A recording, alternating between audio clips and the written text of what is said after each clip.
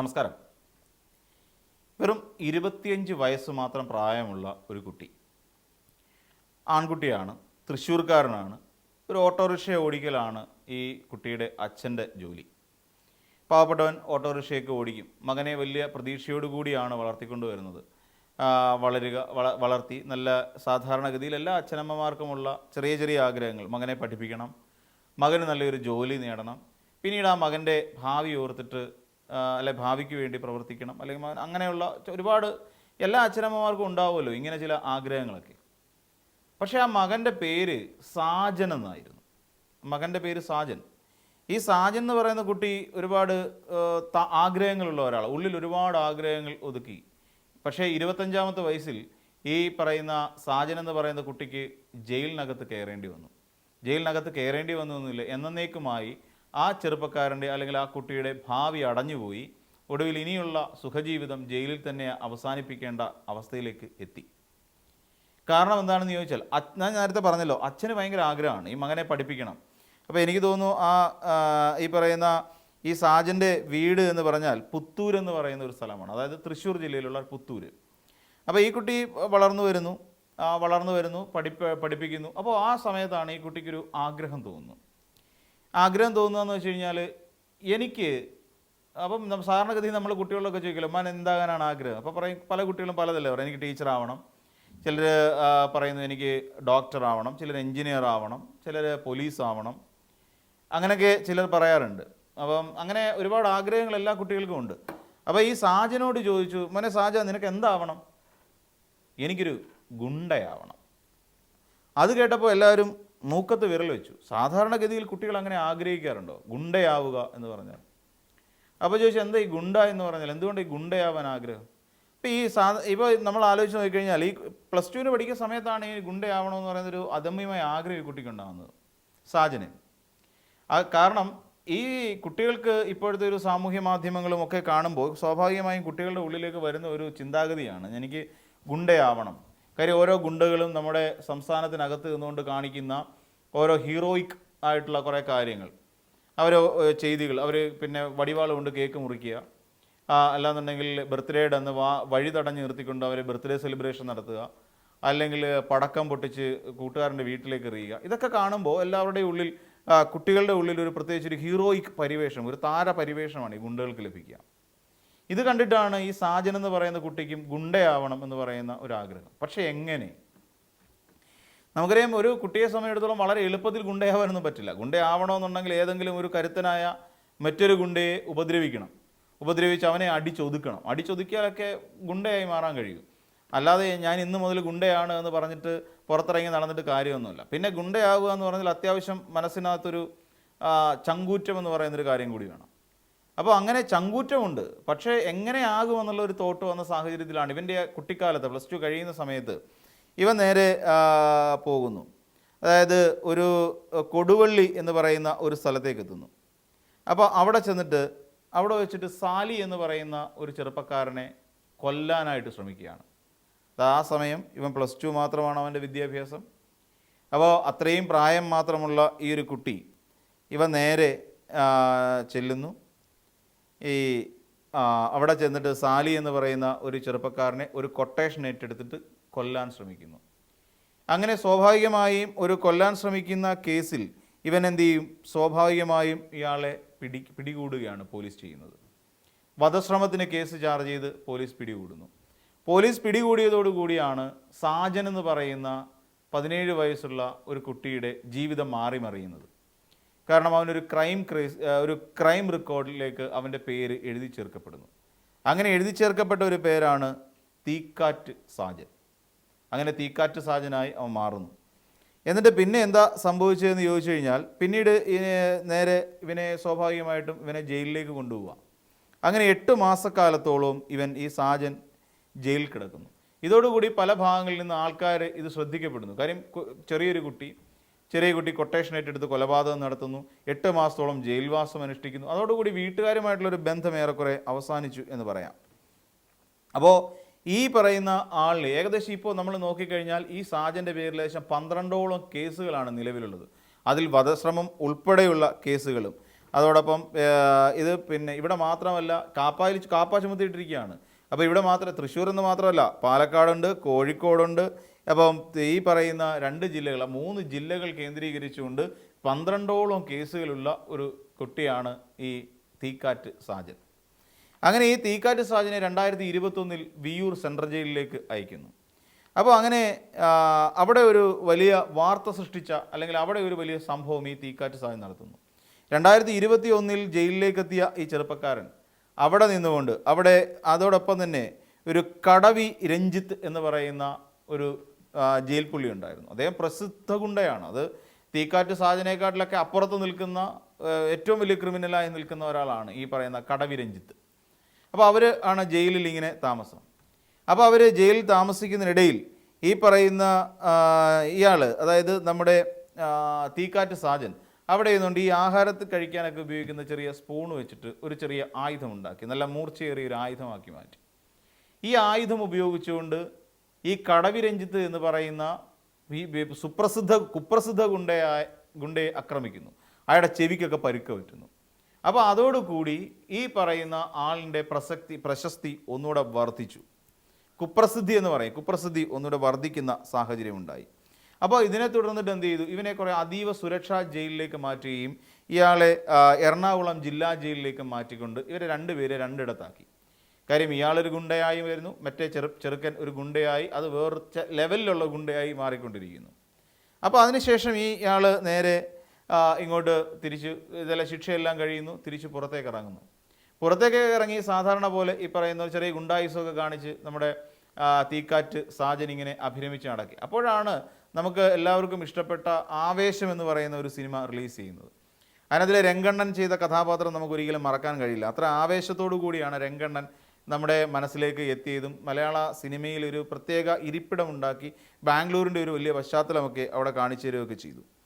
അപ്പോൾ ഈ പറഞ്ഞ് തിരികെ എത്തിയ ഈ ആൾ, അതായത് പിന്നെ നമ്മുടെ ഇൻസ്റ്റാഗ്രാമിൽ ഒരു പേജ് ഓപ്പൺ ചെയ്യുന്നു. എന്നിട്ട് അവിടെ ഒരു കമ്പനി രൂപീകരിക്കുന്നു. SJ കമ്പനി എന്ന പേരിൽ ഒരു കമ്പനി അങ്ങ് രൂപീകരിക്കുന്നു.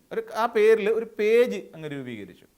എന്നിട്ട് ഈ പേജിലേക്ക് ചെറുപ്പക്കാർ, അതായത് 18 മുതൽ അല്ലെങ്കിൽ 15 വയസ്സ് മുതലോ അല്ലെങ്കിൽ 13 വയസ്സ് മുതൽ ഏകദേശം 10-30 വയസ്സ് വരെ പ്രായമുള്ള ഒട്ടനവധി ആരാധകരെ ഈ തീക്കാറ്റ് സാജൻ അങ്ങ് സംഘടിപ്പിച്ചു. അതോടുകൂടി ഇൻസ്റ്റാഗ്രാം എന്ന് പറയുന്ന ഒരു മെക്കാനിസത്തിൽ, അല്ലെങ്കിൽ ഇൻസ്റ്റാഗ്രാം എന്ന് പറയുന്ന സാമൂഹ്യ മാധ്യമത്തിൽ ഈ തീക്കാറ്റ് സാജൻ്റെ പ്രസക്തി വളരെ വലുതായി. എല്ലാവരും അറിയാൻ തുടങ്ങി. ഇവൻ കാണിക്കുന്ന ഓരോ ചെറിയ കാര്യം റീലുകളായി ചിത്രീകരിച്ച് ഇതിനകത്തേക്ക് ഇടുക. അപ്പോഴാണ് തൻ്റെ 25ാമത്തെ ബർത്ത്ഡേ സെലിബ്രേഷൻ നടക്കുന്നത്. അപ്പോൾ 25ാം ബർത്ത്ഡേ വന്നപ്പോൾ തീക്കാറ്റ് സാജൻ വിചാരിച്ചു, ഞാൻ എന്തായാലും തൃശ്ശൂരിൻ്റെ ആളാണ്, അപ്പോൾ അതുകൊണ്ട് തന്നെ തൃശ്ശൂർ തേക്കിൻകാട് മൈതാനത്ത് വലിയൊരു പദ്ധതി അങ്ങ് ആവിഷ്കരിക്കാം എന്ന് കരുതി. അങ്ങനെ ഇതുമായി ബന്ധപ്പെട്ടുകൊണ്ട് സ്വന്തം ഒരുപാട് ഫോളോവേഴ്സുള്ള ഇൻസ്റ്റാഗ്രാം പേജിൽ ഒരു ഇത് കൊടുത്തു. ഞാൻ എൻ്റെ ബർത്ത്ഡേ ആഘോഷിക്കുന്നു, 25ാം ബർത്ത്ഡേ ആണ്, അത് ആഘോഷിക്കാൻ പോവുകയാണ്. അത് വലിയ ആഘോഷപൂർവ്വം ഭയങ്കര ഉത്സവത്തോട് സമാനമായ രീതിയിലാണ് ഞാനത് ആഘോഷിക്കാൻ തീരുമാനിച്ചിരിക്കുന്നത്. അതുകൊണ്ട് തന്നെ നിങ്ങളെല്ലാവരും തേക്കിൻകാട് മൈതാനത്തെത്തുക, അവിടെ വെച്ച് കേക്ക് കട്ട് ചെയ്യും എന്നായിരുന്നു ഉത്തരവ്, അല്ലെങ്കിൽ ഒരു അറിയിപ്പ് കൊടുത്തു. ആ അറിയിപ്പ് കേട്ടിട്ട് കേരളത്തിൻ്റെ വിവിധ ഭാഗങ്ങളിൽ നിന്ന് ഈ കുട്ടികളും ഏകദേശം 30 വയസ്സ് വരെ 13 മുതൽ 30 വയസ്സ് വരെ പ്രായമുള്ള എല്ലാവരും കൂടെ ചാടിക്കേറിയെങ്കിൽ ചെന്നു. അതായത് എല്ലാം ഒരു പറയുന്ന കേസുകൾ നിലവിലുള്ളവർ, ഗുണ്ടയാകണം എന്ന് ആഗ്രഹിക്കുന്ന ആളുകൾ, പിന്നെ ഈ തീക്കാറ്റ് സാജനെ കാണാനുള്ള കൗതുകം കൊണ്ട് ഒരു താരപരിവേഷത്തിൽ നിൽക്കുന്ന ഒരു ഗുണ്ടയാണല്ലോ, അല്ലെങ്കിൽ ഗുണ്ടകൾക്കെല്ലാം അങ്ങനെ ഒരു താരപരിവേഷം കിട്ടും. അപ്പോൾ അങ്ങനെ നിൽക്കുന്ന ഒരാളായതുകൊണ്ട് കുട്ടികൾക്കൊക്കെ ഭയങ്കര കൗതുകമായി. അപ്പോൾ ആ കൗതുകത്തിൻ്റെ പുറത്ത് എല്ലാവരും ഈ തീക്കാറ്റ് സാജൻ്റെ ബർത്ത്ഡേ ആഘോഷിക്കാൻ വേണ്ടിയിട്ട് തൃശ്ശൂർ തേക്കിൻകാട് മൈതാനത്ത് ഒത്തുകൂടി. അപ്പോൾ അവിടെ വെച്ച് ഉദ്ദേശിച്ചത് ഈ ആവേശ സിനിമയുമായി ബന്ധപ്പെട്ടുണ്ട്. അതുകൊണ്ടാണ് തുടക്കത്തിൽ ആവേശ സിനിമയുടെ കാര്യം ഞാൻ പറഞ്ഞു വെച്ചത്. ആവേശ സിനിമയുടെ മാതൃകയിൽ അവിടെ കേക്ക് കട്ട് ചെയ്ത് വലിയൊരു ആഘോഷം ആക്കി മാറ്റുക എന്നുള്ളതായിരുന്നു തീക്കാറ്റ് സാജൻ ഉദ്ദേശിച്ചിരുന്നത്. അതിനുവേണ്ടിയുള്ള എല്ലാ സെറ്റപ്പുകളും റെഡിയാക്കി ഒരു വലിയ മാസ് സെറ്റപ്പിലൊക്കെ തനിക്ക് വരണം എന്നൊക്കെയാണ് ഈ തീക്കാറ്റ് സാജൻ കരുതിയത്. എന്നാൽ സംഭവം മറിച്ചായി. അതായത് ഈ വിവരം എങ്ങനെയോ ചോർന്നുപോയി.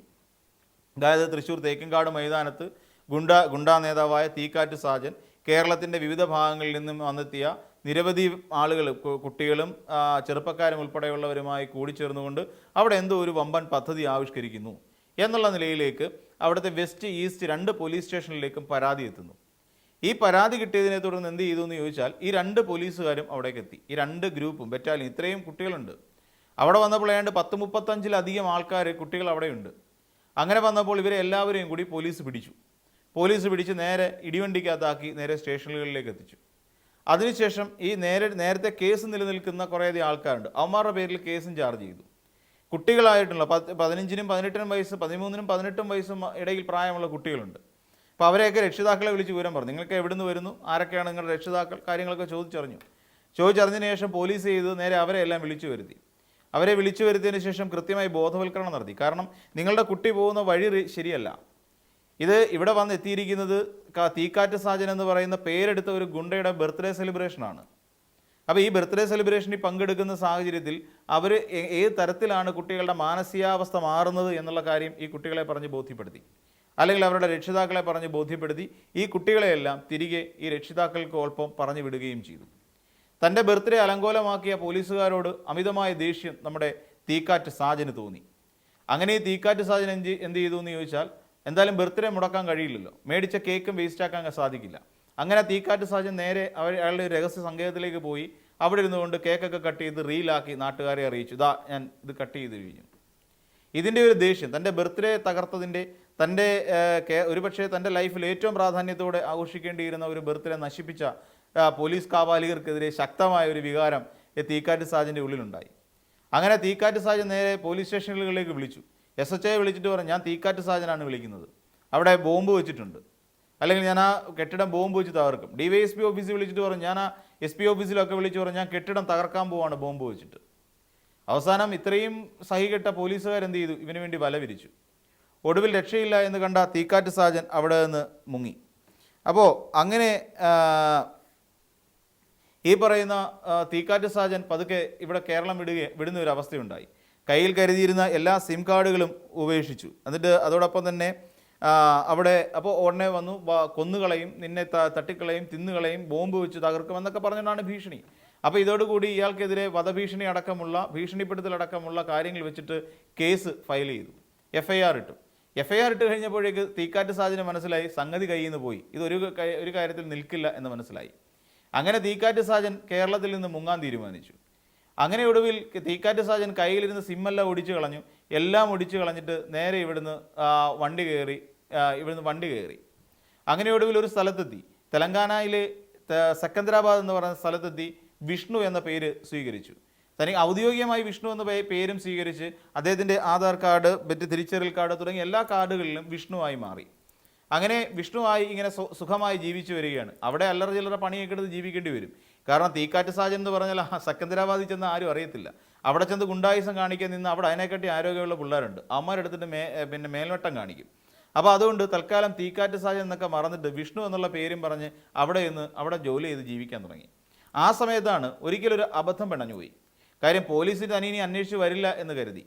അപ്പോൾ ആ പഴയ സിമ്മൊന്നും ഉപയോഗിക്കുന്നില്ല, VPN വെച്ച് ട്രാക്ക് ചെയ്യാതിരിക്കാൻ വേണ്ടിയിട്ട് ആ മിക്കവാറും തൻ്റെ നാട്ടിലുള്ളവരുമായിട്ടൊക്കെ അല്ലാതെയൊക്കെയാണ് പല രീതിയിലാണ് കോൺടാക്ട് ചെയ്തുകൊണ്ടിരിക്കുന്നത്. തൻ്റെ ഒരു വിവരവും, ബാങ്ക് ഇടപാടുകൾ പോലും വളരെ രഹസ്യമാണ്. ബാങ്കിൽ പോയി പണം എടുക്കുക അങ്ങനെയുള്ള കാര്യങ്ങളൊന്നുമില്ല. കാര്യം ഇവൻ്റെ ബാങ്ക് ട്രാൻസാക്ഷൻ നടന്ന ATM ലൊക്കേറ്റ് ചെയ്യാൻ പോലീസിന് കഴിയുമായിരുന്നു. അവൻ്റെ മൊബൈൽ ഫോൺ ട്രാക്കിങ്ങിലായിരുന്നു, എല്ലാം ട്രാക്ക്ഡ് ആയിരുന്നു. കാരണം ഇവനെ എങ്ങനെയും പൂട്ടിയേ മതിയാകൂ എന്ന് പറയുന്നത്. കാര്യം ഒരു നാടിന് തന്നെ ഭീഷണിയാകാൻ പോകുന്ന ഒരാളാണ് ഈ തീക്കാറ്റ് സാജൻ. അങ്ങനെ വന്ന സാഹചര്യത്തിൽ പോലീസ് എന്ത് ചെയ്തു, ഇവനെ ഇങ്ങനെ 24 മണിക്കൂറും സൈബർ വിങ് ഇവൻ്റെ മൊബൈൽ ഫോൺ ട്രാക്ക് ചെയ്തുകൊണ്ടേയിരുന്നു. അങ്ങനെ പെട്ടെന്നൊരു സുപ്രഭാതത്തിൽ കാണാം, അതിനകത്ത് പെട്ടെന്നൊരു സിം കാർഡ് ആക്ടിവേറ്റ് ആയത് കണ്ടു. ആ സിം കാർഡ് ഓൺ ചെയ്തിരുന്നത് അവിടെയായിരുന്നു, അതായത് സെക്കന്ദരാബാദ് എന്ന് പറയുന്ന സ്ഥലത്തായിരുന്നു. അപ്പോൾ ഇതോടുകൂടി ഒല്ലൂർ പോലീസിൽ നിന്ന് ആളെയും കൂട്ടിക്കൊണ്ട് നേരെ സെക്കന്ദരാബാദിലേക്ക് പോലീസ് വണ്ടി കയറി. സെക്കന്ദരാബാദിലേക്ക് എത്തിയ പോലീസ് ഇവനെ മൊബൈൽ ഫോൺ ട്രാക്ക് ചെയ്ത് ലൊക്കേറ്റ് ചെയ്ത് പൊക്കി തിരിച്ച് നാട്ടിൽ കൊണ്ടുവന്നു. ഇപ്പോൾ അദ്ദേഹം സുഭിക്ഷമായി ജയിലിൽ കഴിയുകയാണ്. അദ്ദേഹത്തിനെതിരെ നിരവധി കേസുകളുണ്ട്, കാപ്പ ഉൾപ്പെടെയുള്ള കേസുകളുണ്ട്. അതായത് ചെറുപ്പകാലം മുതൽ തന്നെ തനിക്കൊരു വലിയ ഗുണ്ടയാകണം എന്നുള്ള ആഗ്രഹം വെച്ച് പുലർത്തിക്കൊണ്ട് സ്വന്തം മാതാപിതാക്കളുടെ എല്ലാ ആഗ്രഹങ്ങളെയും തട്ടിത്തെറിപ്പിച്ചുകൊണ്ട് ജീവിച്ച ഒരു കുട്ടി, സാജൻ എന്ന് പറയുന്ന കുട്ടിക്ക് 25-ാമത്തെ വയസ്സിൽ, അതായത് അവൻ ജീവിച്ചു തുടങ്ങേണ്ട നല്ല പ്രായം, ആ നല്ല പ്രായത്തിൽ ഉണ്ടായ ദുര്യോഗം അല്ലെങ്കിൽ ദുരവസ്ഥ നമ്മളൊന്ന് ആലോചിച്ച് നോക്കിക്കോളൂ. മാതാപിതാക്കളെ അനുസരിക്കാതെ, മാതാപിതാക്കൾ പറയുന്നതിനൊക്കെ അപ്പുറത്തേക്ക് പ്രവർത്തിച്ചുകൊണ്ട് അവൻ അച്ഛനമ്മമാരെ നഷ്ടപ്പെട്ടു, അവനവൻ്റെ കുടുംബം നഷ്ടപ്പെട്ടു, സമാധാനത്തോടെയും സ്വസ്ഥതയോടും കൂടിയുള്ള ഒരു ജീവിതം നഷ്ടപ്പെട്ടു. സമാധാനമായിട്ട് പുറത്തേക്ക് ഇറങ്ങാൻ കഴിയില്ല. 4 പാടും അവനെ കണ്ണുപിടിച്ച് ഒന്ന് പുറത്തേക്ക് ഇറങ്ങാനും കഴിയും. ആരാണ്, എവിടെ നിന്നാണ് തൻ്റെ ശരീരത്തിലേക്ക് ഒരു ആയുധം കുത്തിക്കയറ്റുന്നത് എന്നുള്ള ഭയം അവനിൽ എപ്പോഴും ഉണ്ടാകും. ഏതൊരാളെ സംബന്ധിച്ചും, ഏത് ഈ പറയുന്ന വീരപരിവേഷങ്ങളെ ആരാധിച്ചുകൊണ്ട് ആ വഴിയിലേക്ക് ഇറങ്ങിപ്പോകുന്ന ഓരോ ചെറുപ്പക്കാരും ഒന്ന് ഓർക്കുക, ആരും തീക്കാറ്റ് സാജന്മാരായി ഉണ്ടാകാൻ പാടില്ല. അതിനെ ആരും അനുകരിക്കാനും പാടില്ല. ചിലതൊക്കെ സിനിമയിൽ കണ്ട് ചിരിച്ചു ചിന്തിച്ചുമൊക്കെ കളയാൻ മാത്രമേ കൊള്ളാവൂ. സ്വന്തം ജീവിതത്തിൽ പകർത്താൻ കഴിയില്ല.